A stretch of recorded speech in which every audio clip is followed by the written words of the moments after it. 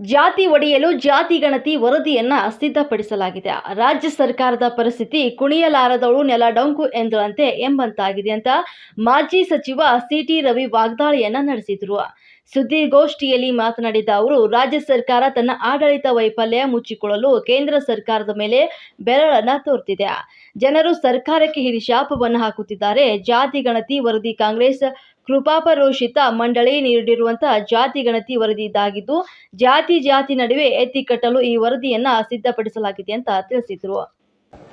ಹೇಗೆ ಮುಂಚೆ ಯಾವಾಗಲೂ ಹೇಳ್ತಿದ್ರಲ್ಲ, they are all our brothers ಅಂತ ಹೇಳಿ, ಅವ್ರ ಬ್ರದರ್ಗಳ ಬಗ್ಗೆ ಸಿಂಪತಿ ಇರ್ಬೋದು. ಅದಕ್ಕೇನೆ ವಿಷಯಾಂತರ ಮಾಡೋದಕ್ಕೋಸ್ಕರ ಮಾಧ್ಯಮಗಳ ಮೇಲೆ ಗುಬೆ ಕೊರ್ಸೋಕೆ ಹೊಟ್ಬಿಟ್ರು.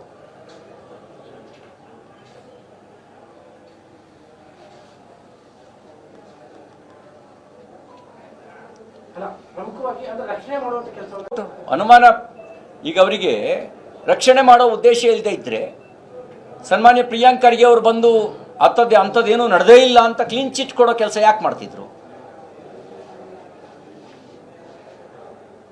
ಅಂಥದ್ದೇನೂ ನಡೆದೇ ಇಲ್ಲ ಅಂತ ಕ್ಲೀನ್ ಚಿಟ್ ಕೊಡುವಂಥವ್ರು ಈಗ ಯಾವಾಗ ಸಾರ್ವಜನಿಕ ಒತ್ತಡ ಜಾಸ್ತಿ ಆಯಿತು, ಮಾಧ್ಯಮಗಳು ಸತ್ಯಸಂಗತಿಯನ್ನು ಬಿತ್ತರಿಸಿದು, ಆಗ ಅನಿವಾರ್ಯ ಆಯಿತು ಅವರಿಗೆ FSL ತನಿಖೆಗೆ ವಹಿಸೋದು, ಸಂಶಯಾಸ್ಪದ ಇದ್ದವ್ರ ತನ್ನ ವಶಕ್ಕೆ ತಗೊಳ್ಳೋದು, ಇವೆಲ್ಲ ಅನಿವಾರ್ಯ ಆಯಿತು. ನನಗೆ ಅನುಮಾನ ಇದೆ ಮುಚ್ಚಾಕುವ ಸಂಚು ಮಾಡ್ತಿದ್ದಾರೆ ಅಂಥೇಳಿ. ಇನ್ವೆಸ್ಟಿಗೇಷನ್ ಮಾಡ್ತಿದ್ದಾರೋ ಅಥವಾ ಕೂರಿಸ್ಕೊಂಡು ಬಿರಿಯಾನಿ ಕೊಡ್ತಾ ಇದ್ದಾರೋ ಗೊತ್ತಿಲ್ಲ.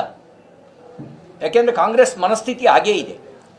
ವೋಟ್ ಬ್ಯಾಂಕ್ ರಕ್ಷಣೆಗೆ ಬಿರಿಯಾನಿ ಕೊಟ್ಟು ಭಯೋತ್ಪಾದಕರನ್ನು ಬೆಳೆಸೋ ಕೆಲಸವನ್ನು ಬೇರೆ ಬೇರೆ ರಾಜ್ಯಗಳಲ್ಲಿ ಮಾಡಿದಂಥ ಒಂದು ಕಪ್ಪು ಇತಿಹಾಸ ಅವ್ರದ್ದಿದೆ, ಬ್ಲ್ಯಾಕ್ ಹಿಸ್ಟ್ರಿ ಅವ್ರದ್ದು.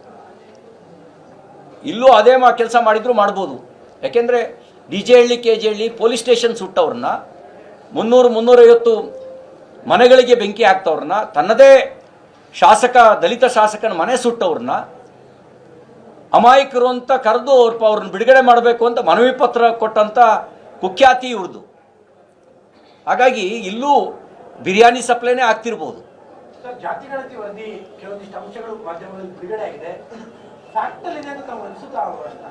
ಅಲ್ಲ, ನಾನೀಗ ಅದ್ರ ಫ್ಯಾಕ್ಟ್ ಚೆಕ್ ಮಾಡಕ್ಕೆ ಹೋಗಲ್ಲ.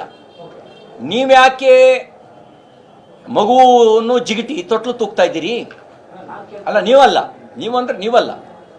ಈ ಕಾಂಗ್ರೆಸ್ನವರು ಮಗು ಜಿಗಿಟ್ತಾ ಇರೋದು ಅವರೇ, ತೊಟ್ಲು ತೂಗ್ತಾ ಇರೋದು ಅವರೇ. ಅದರೊಳಗಡೆ ನನ್ನ ಹತ್ರ ಮಾಹಿತಿ ಇಲ್ಲ. ಅವ್ರು ಟೇಬಲ್ ಮಾಡೋವರೆಗೂ ಏನು ಅಂತ ಹೇಳಕ್ಕೆ ಬರಲ್ಲ. ಆದರೆ ವಿರೋಧದ ನೇತೃತ್ವವೂ ಅವ್ರದ್ದೇ, ಪರವಾಗಿರೋ ನೇತೃತ್ವನೂ ಅವ್ರದ್ದೇ.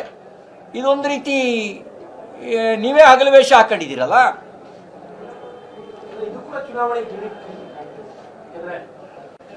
ಹಿಂದೂ ಸಮಾಜ, ನಾನು ಅದರ ರಿಪೋರ್ಟ್ ಪ್ರಕಾರ ಅತಿ ಹೆಚ್ಚು ಜಾತಿ ಪ್ರಕಾರ ಮುಸಲ್ಮಾನರೇ ಜಾಸ್ತಿ ಇದ್ದಾರಂತೆ. ಆ ಪ್ರಕಾರ ಮೈನಾರಿಟಿ ಅಲ್ಲ ಅವ್ರು ಹೇಳೋ ಪ್ರಕಾರ. ಇವ್ರ ಪ್ರಕಾರ ಅತಿ ಹೆಚ್ಚು ಜನಸಂಖ್ಯೆ ಇರೋದೇ ಕರ್ನಾಟಕದಲ್ಲಿ ಮುಸಲ್ಮಾನರದಂತೆ. They are not minorities. ಅವ್ರು ಮೈನಾರಿಟಿ ಹೆಂಗಾಗ್ತಾರೆ? ಹಾಗಿದ್ರೆ ನನಗೆ ಸೋಷಿಯಲ್ ಜಸ್ಟಿಸ್ ಬಗ್ಗೆ ಮಾತಾಡುವ ಸಿದ್ದರಾಮಯ್ಯನವರು ಮೈನಾರಿಟಿ ಅನ್ನುವಂಥದ್ದು ತೆಗಿತಾರಾ? ಈಗೇನು ಹೆಚ್ಚು ಅವರೇ ಇರಬೇಕಾದ್ರೆ ಅವ್ರು ಮೈನಾರಿಟಿ ಹೆಂಗಾಗ್ತಾರೆ? SC ST ಹೊರತುಪಡಿಸಿದ್ರೆ ನೆಕ್ಸ್ಟ್ ಹೈಯೆಸ್ಟೇ ಮುಸಲ್ಮಾನರಂತೆ ಅವ್ರ ಪ್ರಕಾರ. SC STಗೆ ಸಂವಿಧಾನಬದ್ಧವಾಗಿರ್ತಕ್ಕಂಥ ಮೀಸಲಾತಿ ಇದೆ.